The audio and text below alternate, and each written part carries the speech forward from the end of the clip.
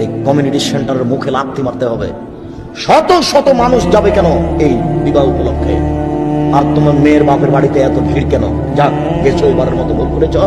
শ্বশুরকে বিবাহের শেষে 2 লক্ষ টাকা দিয়ে আসিও, আর বলিও আব্বা বিবাহ খরচের জন্য 2 লক্ষ টাকা থাকলে চুপে দিয়ে আসছে। এত মানুষ খেয়েছো, এটা কেন? তোমার শ্বশুরকে এত মানুষ খাওয়াতে হবে মানে? এটা কোনো বিধান দেখা যায় না।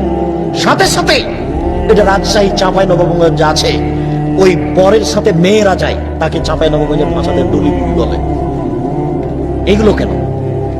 মেয়েরা যাচ্ছে কেন তোমার সাথে? তোমার চাচাতো বোন, তোমার খালাতো বোন, তোমার ভাবি, এরা সবাই কেন বেশ্যালয়ের বেশ সেজে যাচ্ছে? তোমার সূচনাতেই চেনা। তোমার ভাবি তোমাকে হলুদ মাখেছে, এটা একটা চেনা। তোমার চাচাতো বোন তোমাকে হলুদ মাখেছে, এটা একটা চেনা। তোমার বউ ওখানে কমিউনিটি সেন্টারে পতিতলয়ের মেয়ে হিসেবে দাঁড়িয়ে আছে, ওটা একটা চেনা।